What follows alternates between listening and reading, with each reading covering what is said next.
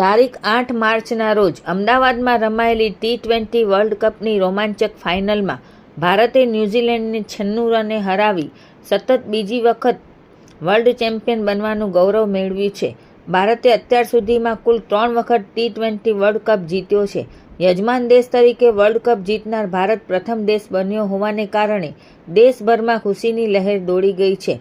Final મુકાબલામાં ભારતીય બોલરોએ શાનદાર પ્રદર્શન કર્યું હતું, જેમાં જસપ્રીત બુમરાહે 4 વિકેટ લઈને કીવી ટીમની કમર તોડી દીધી હતી, જ્યારે અક્ષર પટેલે 3 વિકેટ ઝડપીને જીતમાં મહત્વપૂર્ણ ફાળો આપ્યો હતો. ભારતની આ ઐતિહાસિક જીત બાદ સમગ્ર દેશમાં ઉજવણીનો માહોલ જોવા મળ્યો હતો.